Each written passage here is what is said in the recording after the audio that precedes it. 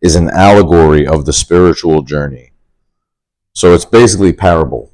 I think it's like parable. Yeah. So it's a lot of teachings and pieces of literature talking about translating the Bible through allegory, saying that that's what the Bible represents.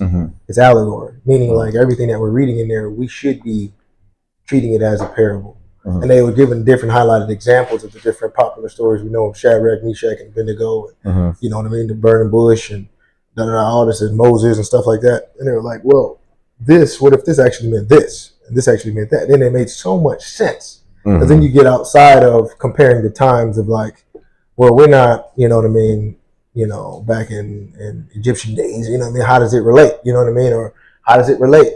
And when you look at it from the source of allegory, it relates in a timeless way because the message, the foundational message, can live on forever. And you can just apply it in whatever type of way you're living at that current time. But when they broke down, like, to look at the Bible through an allegory lens, I was like, wow. And the way they broke down some of those, like, popular stories in the book, and the way, like critical thinkers will take that and be like, okay, and connect so many dots. A lot of things that were disconnected, that you question a little bit sometimes, start to get sewed up. And you're like, oh, okay. That's how we're supposed to take that. Got it. Right. Anyway, that word, it was on top of my head.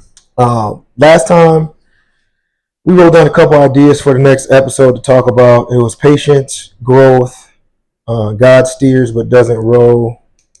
Or maybe I wrote these down as potential lead-ins.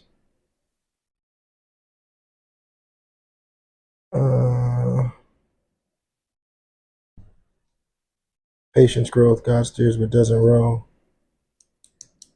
That makes sense. Faith without works is dead.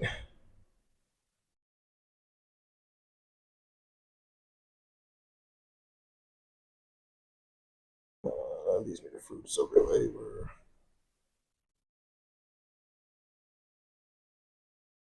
I like that God steers but doesn't row. Yeah.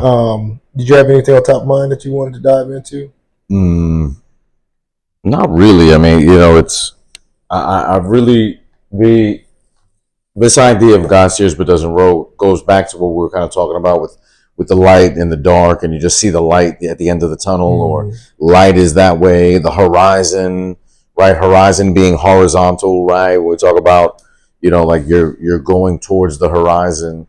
Light at the end of the tunnel is got some legs. Yeah, and you know, that's why they can say light and love. Like, what is God? God is, you know, God is light. God is light, the light and the love. And I think that goes back to what we talked a little bit about earlier, which was the part religion plays in helping people to find light. And we talked about the Bible and viewing the Bible like a flashlight. Viewing the Bible of, hey, you're in the dark, here's a flashlight. And that's why the vast majority of churches that you go into just give away Bibles. Here's a Bible. You go to any hotel, right? There's a Bible there. And I don't know exactly, but I'm pretty sure if you did decide that you wanted that Bible, I don't think it's that big of a deal to the hotel itself. Right. So I think that adds to the point of Bible's a flashlight. If you're in the dark, first thing you want to do is find a flashlight. Now the question is whether or not there's enough people that are using and teaching that flashlight at a very young age to kids, right? I didn't learn it as a kid. Like, I didn't learn how to leverage that light. Not the concept. Right. I didn't learn to leverage the light at all, right? Like, even as I was an adult, you could say words like Malachi. I'd be like, I don't know, who is that? Right. Is that a movie? Yeah. Is it a rapper? Facts. Is it a DJ Malachi on the wheels? Like, I don't know who that was, all right? Sounds like a DJ name, right? And because that wasn't like that structure of understanding wasn't taught to us growing up. Like, we didn't understand like that, the book, the power that book possesses. And I think that's something that people either fully understand or don't even remotely grasp. I don't think there's very much gray area there. It's saying the power that's in this book versus the power that isn't in the book. At the same time, it's a flashlight. At the same time, you can use it to be able to seek and find God, right? It's seek, knock, ask.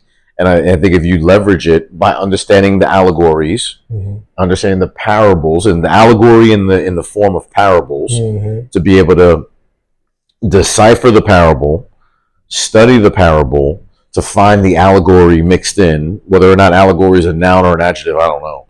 But to be able to find the allegory that's in the meal, to say, oh, that's what I'm supposed to learn from this. Right. I'm not supposed to just take it as simply like reading a textbook. Facts. Right? Like, you don't want to read the Bible like reading a textbook of like, well, this happened then, and then this happened then, and this happened then, what's happening tomorrow. It's what's the what's the understanding of telling the story, and what can I learn that can help me, that can help guide me through the adventure that I live on a day-to-day basis. And I think that that's powerful. I think it's powerful when you look at the Bible as a flashlight. And again, how many of us were taught at an early age how to use it? And I don't think enough people were taught that at a young age, which is then I think the reason why there tends to be at a maybe a little bit of an older age, some people can find God, right? Find Jesus, right? Be saved by Jesus, because they were in the dark for a certain amount of time, because they were never introduced to the light, or we're all born in light actually, but their light was extinguished for whatever reason because of the world, the evil that possesses in the world, took them to the dark side of the Force, if we're going to get real Jedi on it. Right? And then the only real way to be able to get to that next level was to find the lightsaber, which is then the Bible. Maybe it's the source of light, right? And even if you look at Jedi, it's like, what are they protecting, right? What was Luke Skywalker? They're protecting the source of the light side, right? The secret of the book, right? What was the book? The book was the Jedi Scrolls, right? The Jedi Scrolls are simply the Bible, right? The Book of Eli by Denzel Washington. That's what it comes down to. Like the Book of Scrolls and the Jedi Handbook, or whatever it was called, right? I think it is. I've seen the movies, but I don't remember it that well. But like Luke Skywalker's protecting the Jedi Handbook, right? You can only have Jedi by studying the handbook. Sounds like a pretty similar metaphor. To knowing the Bible and studying the Bible, to becoming a Jedi through those scrolls. So all that Star Wars really did was to create a biblical context of biblical stories. Like, what does it mean when Luke Skywalker had his hand cut off? Like, what's the story there? What's the parable? What's the lesson to be learned by him finding Yoda, and Yoda being at a much different point in his life, right? Like, what's where they're all parables and they all have allegory, or they are allegory, however it's used. But I think it's eerily similar, not unintentionally, definitely intentionally. But I think enough people, if you explain to them that those of you that are seeking the Jedi Scrolls on how to live a good life as a Jedi, can live a good life as a Jedi by finding the other scrolls that have been here for thousands of years, and in taking the time to interpret them with the help of other Jedi, to be able to be, the best Jedi you can in the world. Like, and to fight for the light, to fight for the dark side of the Force versus the light side of the Force. Like, how do you fight for the light side of the Force? Still using weapons, but still using lightsabers, but doing it from the context of the Jedi Scrolls. The same way you're doing it from the context of the biblical lens. Right? So you're going to use the Jedi Scrolls, the same thing as having a biblical lens on life. Now, that doesn't imply perfection. It doesn't imply superiority. It doesn't imply infallibility. What it implies is that there's a GPS system, that they're an operating system or a GPS system that they will use to the best of their ability. But it doesn't mean your car's not going to break down. It doesn't mean you're going to make a wrong turn. It doesn't mean you're going to you won't be tempted to pull off the road, right? And come off your journey a little bit from temptation. It's something like that everyone deals with. But the question is whether or not the book itself is taught at a young age to be able to help decipher the path, to help you get there. And then when you do veer off path, to be able to go back to the scrolls, right? And these ancient scrolls that can help guide you through a good life, a righteous life, a fulfilled life.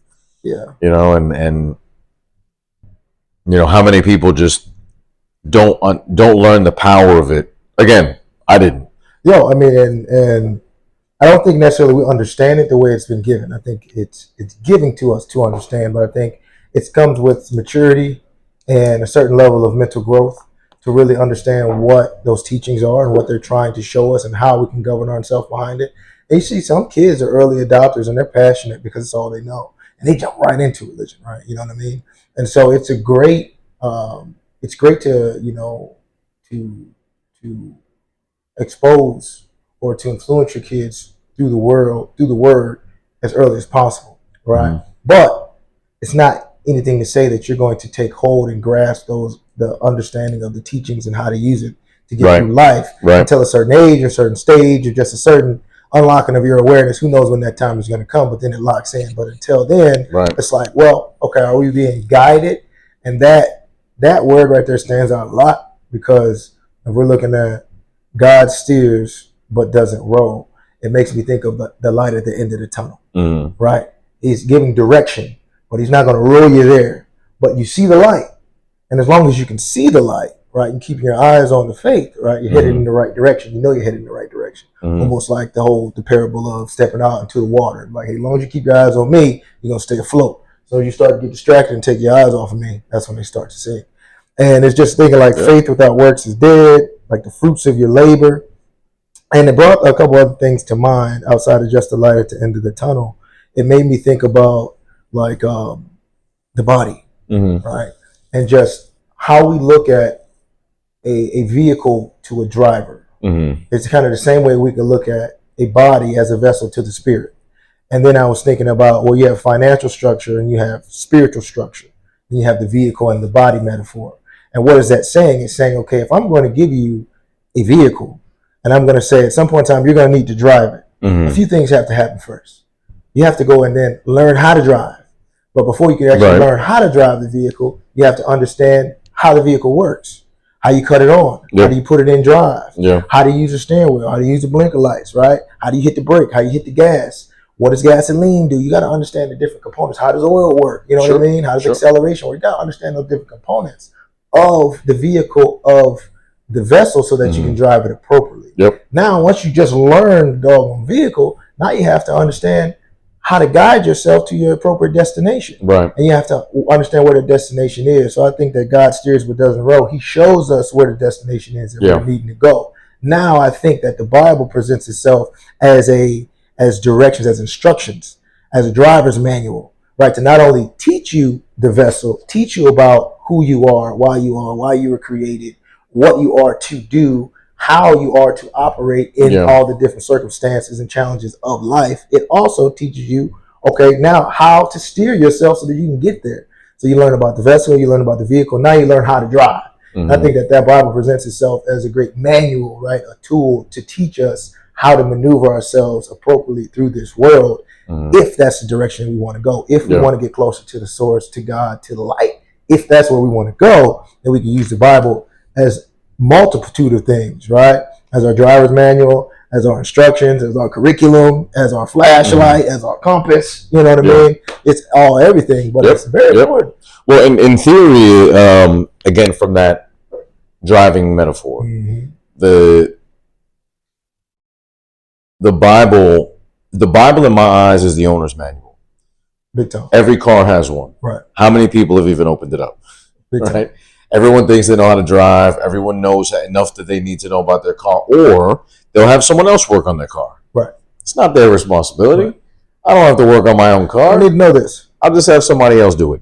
But the metaphor there is that the owner's manual comes in every single car. And that's what I believe the Bible as a metaphor can be thought of. Now, where it gets interesting is all of the other texts, all of the other wisdom that has been documented through the years, there are some, right, and not to be critical of people, but there are some that only live by the owner's manual and never touch any of the other wisdom it takes to live in the world that we live, and just live by that one text source, as opposed to ingesting a lot of other wisdom along the way. Here's what I mean. One thing you mentioned before was there can be at a young age some people that do get, young kids that get access to the flashlight early, right, and they live in it. It's amazing. Now, it also is wise, because that's where wisdom comes into play. It's also wise to help them to understand the world, the ways of the world. Because now they'll understand the 48 laws of power, the laws of human nature, the art of negotiation, right? What does it mean to be able to sell your ideas, who you are? How do you play politics in order to help achieve for you and your family? All of those things, while there can be stories in the Bible that might touch on them, the text of the Bible was written in a time where there are different challenges today than ever before. So there's a lot of people that are not then gaining the wisdom that's necessary to navigate through the world that we now live. With the Bible being the owner's manual, then the question I ask to people is that, are they then ingesting and attaining the driving skills they need? And those driving skills can be through a lot of the other wisdom through the years, right? So for example, I think what ends up happening to a lot of people is that if they don't have the biblical worldview early on, they can go into life, realize that the world is a brutal place, make some challenging decisions, and get into the darkness, then find the flashlight. Case in point, right? And I say that to myself easily. Within my 20s, this and that, right? So then find the flashlight later on. Right. And then say, damn, sure wish I had this flashlight early on. Right. Now, if I can take the flashlight and what I've learned through the bumps and bruises, now maybe I can get to where I want to go, or where I think I want to go. But all I'm going to do is hit the gas and steer as best I can. And then it's the saying that I think we should probably say more, which is God willing. Hey, hope everything, God willing. God willing. I don't know. God willing. Right. If that's what God wants, cool. If that's not what he wants, cool. Right? I'm okay with that. So that's a good word. You know what I mean? And then on top of that, then I think you have people that learn the hard way of the world, then find the flashlight when they're in the dark. Right. Or you have people that only live by the flashlight and don't take on the wisdom of the rest of the world. And what that ends up, they may not win the game of life unless they really learn the rules of the game of life. True. I understand to treat others, treat others the way you want to be treated. I understand what you're saying. Right. If you go through life like that, it will be very hard to achieve at a high level. Yes, because the reason I say that is because in order for you to navigate the harsh reality in you trying to figure out how every single person wants to be treated is a mental drain. Big time. That's what I'm saying. So I believe in the platinum rule, right? So treat everybody how you would want to be treated if you were in their shoes. That's the difference, right? That's a good way to govern yourself. I don't know how, a senior citizen, you meet a guy, he's 98 years old, he served in World War II. I don't know how he wants to be treated. I'm going to treat him how I would want to be treated if I was in his shoes. That to me is what's called the platinum rule. Not treat everybody how you want to be treated. No, if you meet someone and they're with their little kids, right? And a little boy, hey man, how you doing? Hey, you look strong, right? Treat him how I would want to be treated if I was in his shoes. And again, when you start to navigate at a higher level of leadership, those are the things you need to understand. And then on top of that, there's a lot of reality that says we're not all created equal. We don't live in this utopia of a world where treat everyone like they're your brother and sister. There are people out there with bad intentions. There are people out there that live in the dark consistently, and you may need to pull a firearm to protect yourself and your family. If you want to live purely from a biblical perspective, the Bible doesn't talk about, having to harm someone to, save your family. It says, thou shalt not kill. It really should say, thou shalt not murder. It shouldn't say thou shalt not kill. Yeah. It should say thou shalt not murder. But if it's thou shalt not kill, it's like, well, wait a second. If it's my life or somebody else's, or your life or one of your children, what's the answer? There's a difference between killing and murdering. Much different. And I don't think it's thou shalt not kill. To me, it's thou shalt not murder. Because if that were the case, then we kill cows to have food, right? We kill chickens to have food. All of that is kill. And I think there's a big difference between kill and murder when it comes to taking dominion of the earth. And I think it's simplified, and that's why I believe that living life only with the flashlight can be very challenging. While that has to be the foundation of your decision making, and it can be the moral compass. So now we go back to that compass metaphor. If you stay in the light, then you don't need a flashlight. Then you can read the compass. But if you're was that good? Or was that bad? I don't know. Oh, you own the money. You know what I'm saying? Like, it's like once you're in the light, now you can read the compass. Right. But there's so many that are in the dark. Here's the flashlight. Turn the flashlight on. Start to go. Now you can read the compass. Yeah. So that, I believe, is then the moral compass. And that's when they have moral authority. And there are certain people that we give them moral authority because they live their life a certain way. You know what I mean? Then when they have that, then we listen to them a little bit differently. Mm-hmm. But not enough people have moral authority. But if then the Bible can be the context, can be the compass from the moral decisions that a person wants to make, and the principles and values that a person lives by, now that's the foundation.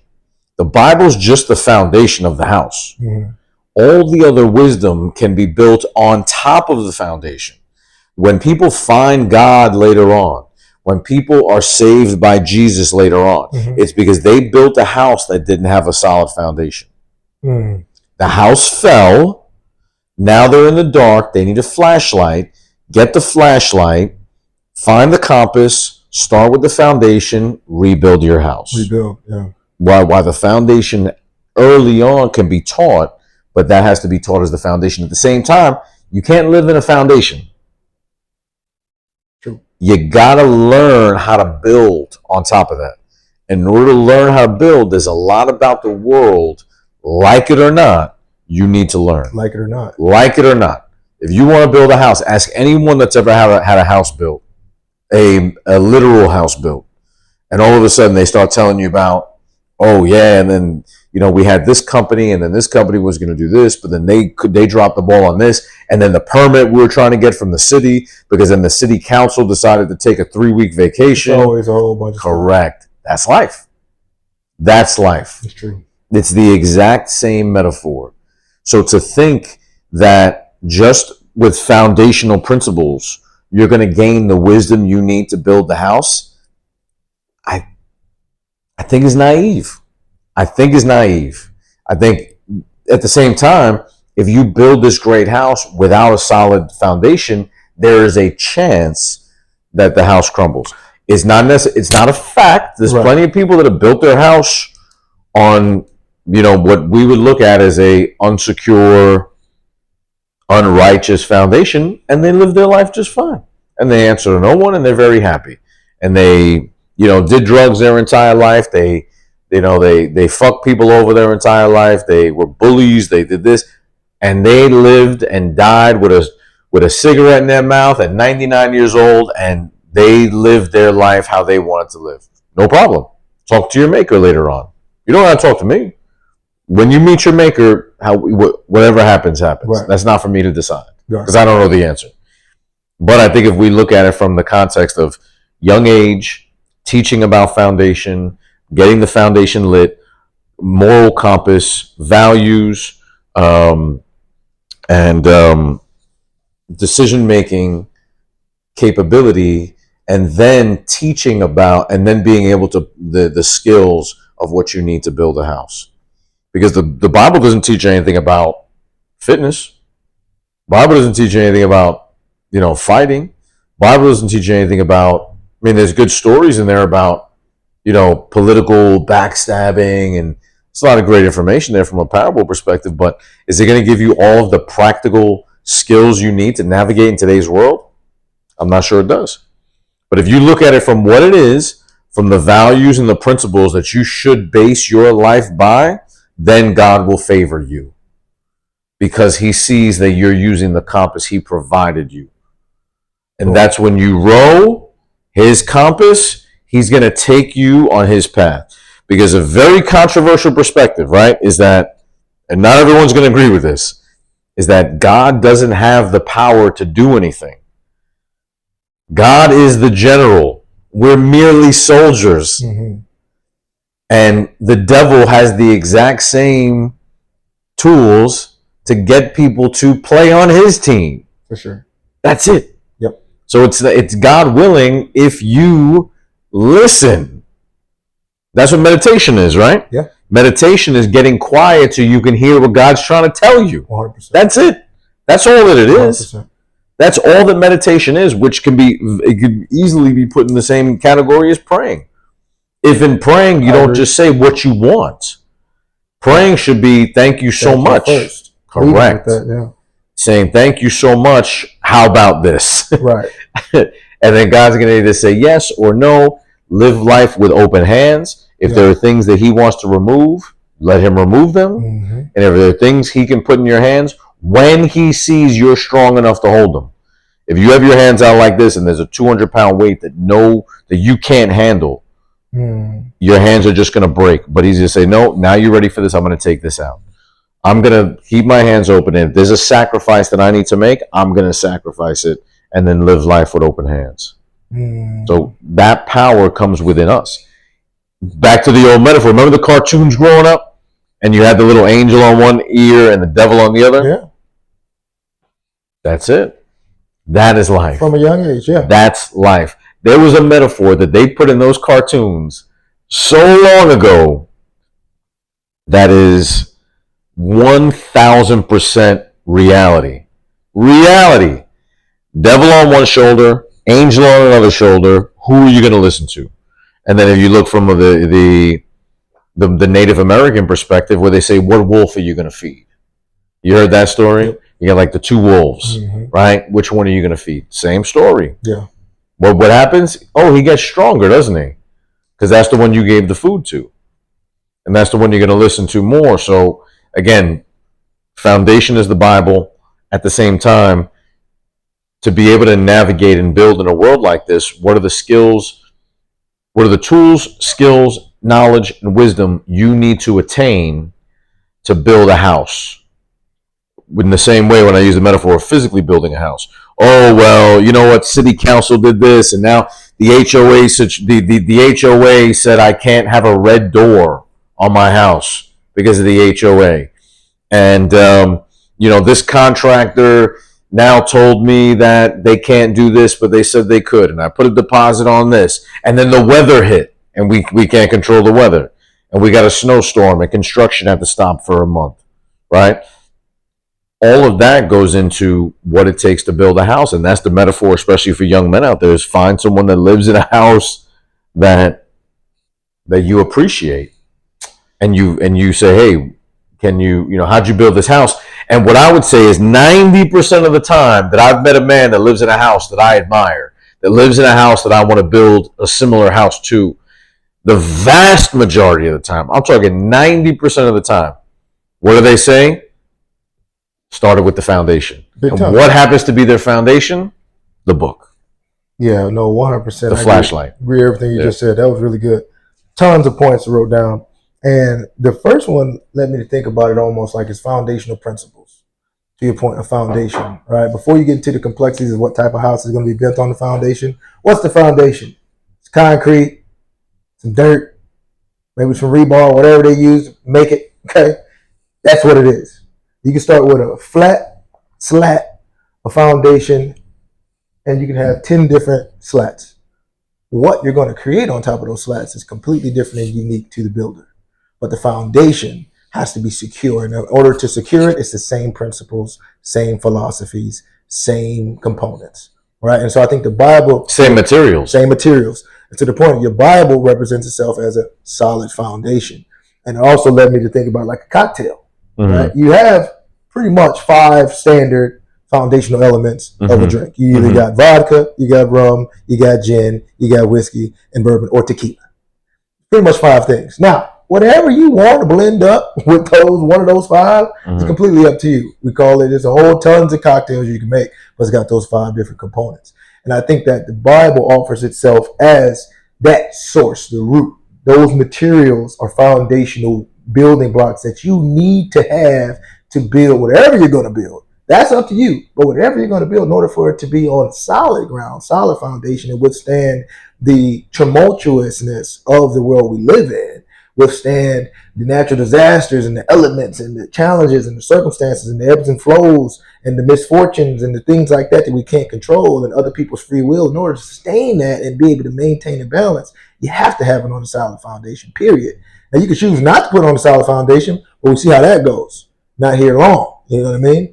And so it definitely makes me look at it almost in the realm of like martial arts, or like even scaling a mountain. And I think about like, okay, we have martial arts.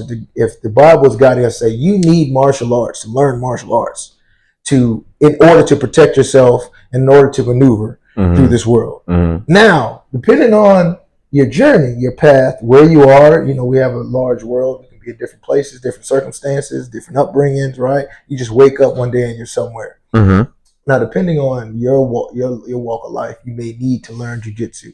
Depending on somebody else's walk of life, they need to learn kickboxing.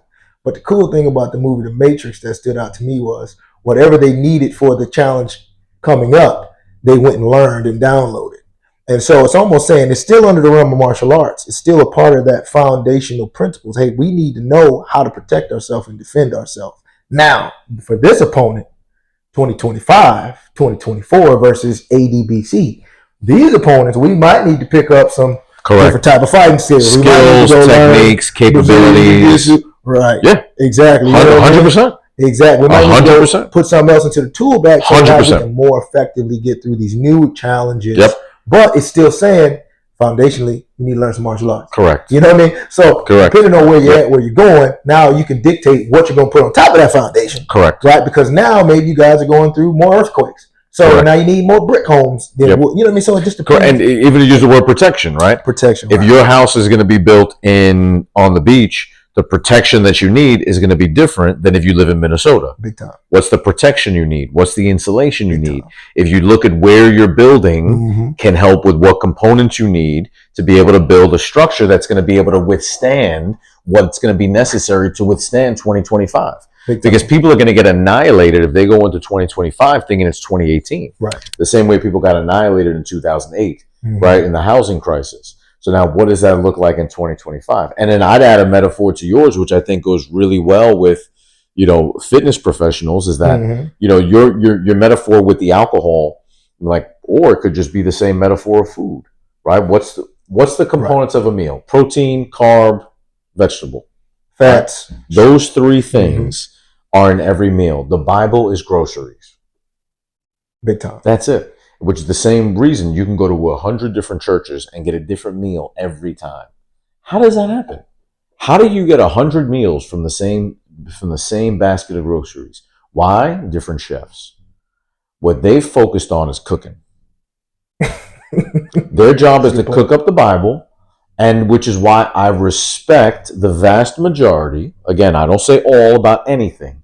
I respect the vast majority of religious institutions. If their goal is to cook a meal based on the groceries, serve it, then have the gumption or the audacity to ask for an offering, no problem. Nope. You actually served me first, and I'm supposed to get upset that you asked me so that now there could be some more, resources that you may be able to cook it again. No problem. It's all about communication. No problem. I'm fine with that. I'm completely 100% fine with that. So again, with the metaphor that you had, I think a great one is to think of it as like protein, vegetable, carbohydrate. The carbohydrate, hey, listen, you can try and get through life without carbs. Good luck with that. Good luck. You're trying to get through life without protein. Good luck with that. Good luck. You want to get through life, without vitamins and minerals. Good luck with that. No problem. Can you do it? Yes. Good luck with that. Right? It's just there's 2 things that we need in life, which is water, and food. but then the components of the food and then how they're cooked up, I think, is a huge difference. So to your point, I agree with you 1000%. Of what skills are you learning outside of the foundation that are going to help you build whatever it is that you feel called to build, right? You feel called to build a bungalow, build a bungalow. You want to build a 20,000 square foot mansion? Okay, no problem. But if that, now it's going to be a lot different. Is it going to be easier or harder to build a bungalow or a 20,000 square foot mansion? Yeah, and to that point, it's a great point. I think overall, encompassing everything we said, though, whether you build a bungalow or a 20,000 square foot mansion, if the foundation ain't what it needs to be, correct, right? It don't matter what, 1000%, and that just shows the importance. And with a 20,000 square foot mansion, you ain't gonna do it by yourself. You better have some leadership skills, right? It's interesting is that I was recently gifted a new Bible that aligns with John Maxwell. So John Maxwell with all a lot of leadership books. So it's a leadership driven focal Bible. Changes the lens. And it's at the exact point. So it's like, oh, okay, that's interesting. Because if you want to build a 20,000 square foot home, your leadership skills better be on point. Now, if you want to build a bungalow, it is more than possible that you can do it by yourself. Absolutely. But there's no way possible you're going to build a 20,000 square foot home alone. It is physically impossible unless it's going to take you 100 years to build. At that point, you're dead anyway. So it's impossible. Yeah. I have no problem saying impossible. It is impossible. Yeah. If you want to build that kind of structure alone, it's just not going to happen. So what are you learning along the way from a leadership perspective? Who are you inspiring along the way? Whose home are you helping build? Also, that you may be able to get help on your home that you're also learning. You got a buddy of yours that's doing the plumbing in his house.